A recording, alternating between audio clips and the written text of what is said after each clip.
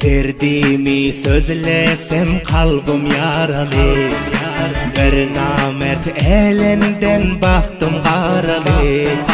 Sen özün aydıptın sözde duralı.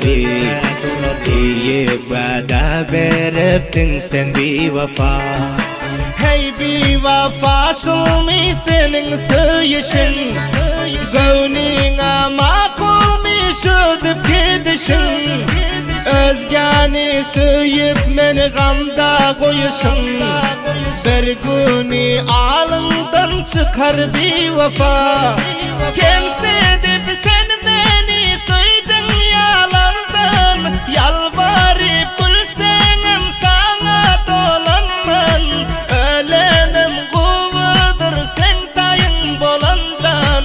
Git görmeyin yoğundu sen men için. İçime sığmıyor bütün nem için. Taksugimi yakıp gittin kim için?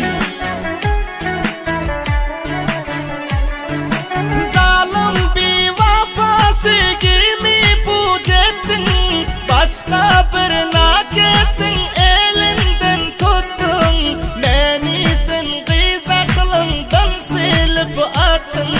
Kent puşayman edersin vaktin öten son.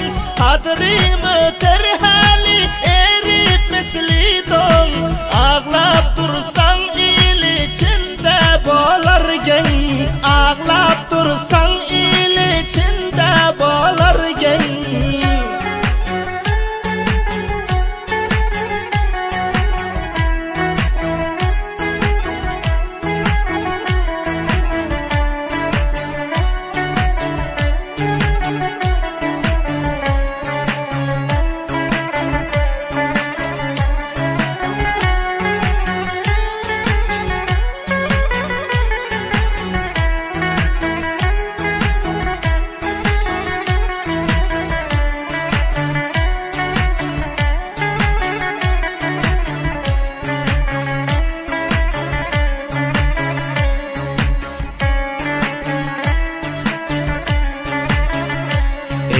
Geçer bugünler hem bolmadık yali.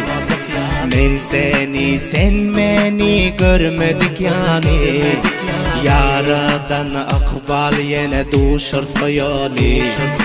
Yanlışanın aycak bolma bir vefa. Mehmet Ali dil sozaklar dülmürip. Bilmen men sana yüreğimi berip. Abdülvahhab miskin yara yazdırıp. Ağlap bayan ettim derdim bir vefa. Kimse